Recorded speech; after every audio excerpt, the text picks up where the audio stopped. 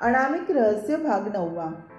अनामिक रहस्य हे कथानक पूर्णतः काल्पनिक असून याचा कुठल्याही व्यक्तिविशेषशी संबंध नाही.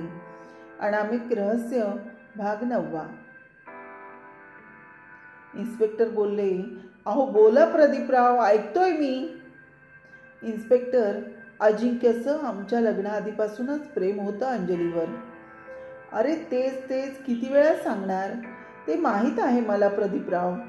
या मोरेला, ह्या हवालदारला, सर्वांना माहीत झालंय ते. काय मोरे बरोबर ना?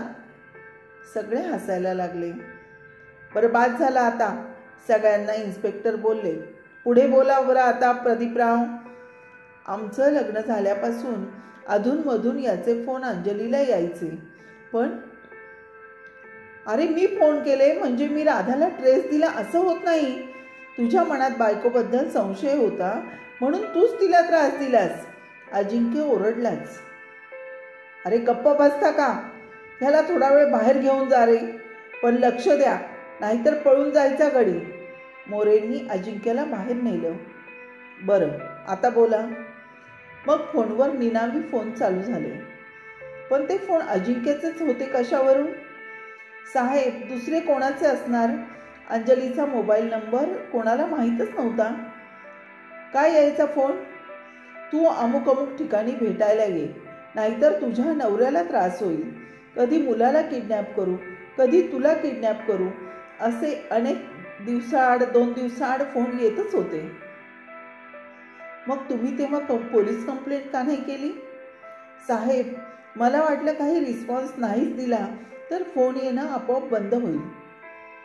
अंजलीने कधी सांगितलं नाही पोलीस कंप्लेंट करा म्हणून? हो, ती म्हणाली, पण मी तिलाही म्हटलं दुर्लक्ष कर. तुम्ही शिकली सवरलेली माणसं, पोलीस 24 तास तुमच्यासाठी इथे बसलेले असताना या गोष्टींकडे दुर्लक्ष कसं काय करू शकता? आणि प्रकरण वाढलं की मग पोलिसांकडे धाव घेता?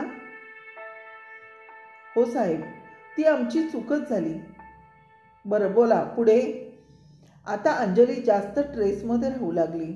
म्हणजे दूध गॅसवर ठेवून विसरणं, भाजीत मीठ न घालणं, वस्तू कुठे ठेवली ते विसरणं, अबोल राहायला लागली. सतत विचारात असायची, स्वतःशीच बडबडायची. इतकं सगळं होत होतं, मग तुम्ही तेव्हा कुठल्या डॉक्टरला दाखवलं की नाही? मी तसं तिला बोललोही, पण कामाचा ताण आणि झोप येत नाही म्हणून असं होत असेल असं म्हणून तिने वेळ मारून नेली. पण त्या दिवशी ती जॉब सोडून आली आणि रात्री जे काही घडलं त्यामुळे मी विचलित झालो आणि मी डॉक्टर गोरेंची ट्रीटमेंट चालू केली. पण आश्चर्यच वाटतं मला, ज्या दिवशी तुमच्या बायकोला त्रास झाला तेव्हाच गोरे डॉक्टरांची पेपरला ॲड तुम्ही कशी काय वाचली बुवा? नाही साहेब, मी नाही वाचली, कार्तिकने वाचली. त्याने सांगितलं मला. अच्छा, म्हणजे कार्तिकने डॉक्टर सुचवला तर? डॉक्टर कार्तिकच्या परिचयातले होते का? मला माहीत नाही, पण तो म्हणाला आज पेपरला त्यांची ॲड आहे, त्यांना अंजलीला दाखव. पण मग तुम्ही अजिंक्यचं नाव का घेताय? त्याचं प्रेम होतं ना अंजलीवर, म्हणाला ना तसा तो. त्याचं अंजलीवर प्रेम होतं हे अंजली म्हणाली का तुम्हाला? नाही, तिला तर हेही माहीत नव्हतं की अजिंक्यचं तिच्यावर प्रेम होतं ते. मग तुम्ही अजिंक्यला जबाबदार कसं काय मानता? कारण एक लग्न झालेल्या स्त्रीला फोन करणं याचा अर्थ काय होतो साहेब? अहो, मैत्रीतही माणूस फोन करतो, पण त्यानेच आता कबूल केलं ना की त्याचं प्रेम होतं अंजलीवर. प्रदीपराव, तुम्हाला काय माहीत त्याचं प्रेम होतं ते? आणि अंजलीला ट्रेस देऊन तिला वेडं करून त्याचा काय फायदा होणार होता? पण अंजलीचा नंबर फक्त त्यालाच माहीत होता. अजून एक गोष्टीचा खुलासा झाला नाही प्रदीपराव. कोणत्या? तुम्ही रोज अंजलीला जेवायला फक्त भाजी भाकरीच काय द्यायचा? तेही एक सिक्रेटच आहे साहेब. आता कसलं सिक्रेट? मला कळालं बाबा आणि अजिंक्य अंजलीला भेटायला येत आहेत. हां, मग पुढे? मग मी आणि मनीषानं प्लॅन केला. अजिंक्यचं खरं रूप कळावं म्हणून अंजलीला फक्त भाजी भाकरीच द्यायची, तिची रूम अस्ताव्यस्त करायची, तिला अवतारात ठेवायचं. म्हणजे काय सिद्ध होणार होतं? त्याचं प्रेम असेल तर तो अंजलीची बाजू ऐकून माझ्याशी भांडेल.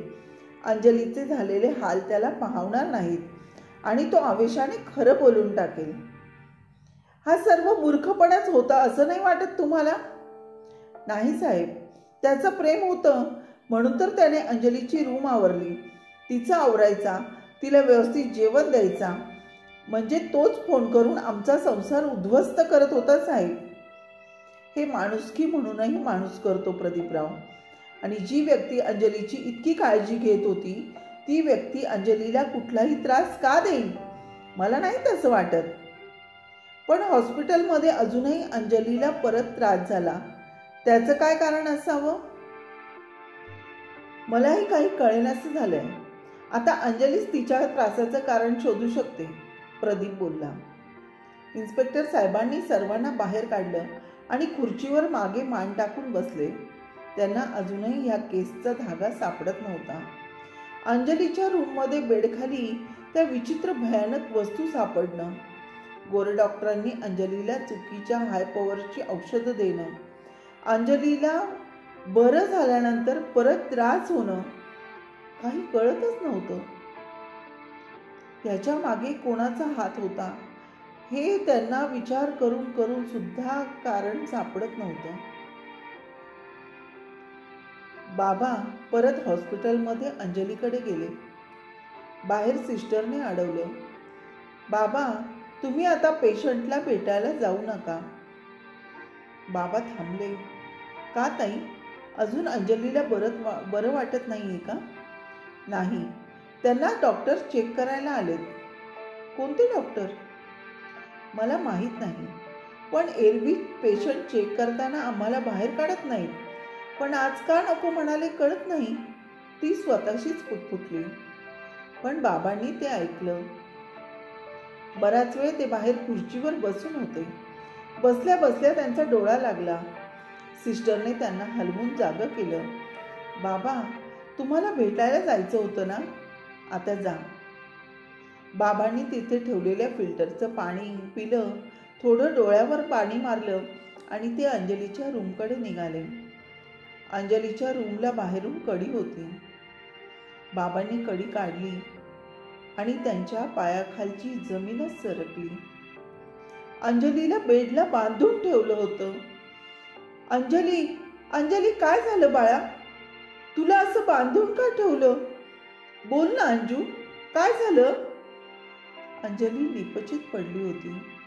ग्लानीने तिचे डोळे उघडत नव्हते. बाबांनी खूप हाका मारल्या, पण ती अर्धवट किलकिले डोळे करून बाबांकडे पाहत होती. बाबा धावतच डॉक्टरच्या केबिनकडे गेले. डॉक्टर, माझ्या अंजूला असं बांधून का ठेवलंय? ती तर बरी झाली होती, तुम्ही तिला काय केलं? अहो, त्या अजून बऱ्या झाल्याच नाहीत, उलट जास्त आरडाओरडा करायला लागल्या, म्हणून शॉक ट्रीटमेंट द्यावी लागली. काय शॉक ट्रीटमेंट? देवा, काय नशिबी आलं रे माझ्या लेकीच्या. बाबांना काही सुचेना. ते रिक्षा करून घाईघाई अजिंक्यला भेटायला पोलीस चौकीत गेले. हे सगळे ऐकल्यानंतर तुम्हाला या कारस्थानात कोणाचा हात असेल असं वाटतं? नक्की अंजलीच्या वेडामागे कोण कारण होतं हे नक्की कमेंट करून कळवा. या कथानकाचे 8ही भागांची लिंक मी डिस्क्रिप्शन बॉक्समध्ये दिली आहे, ती नक्की ऐका.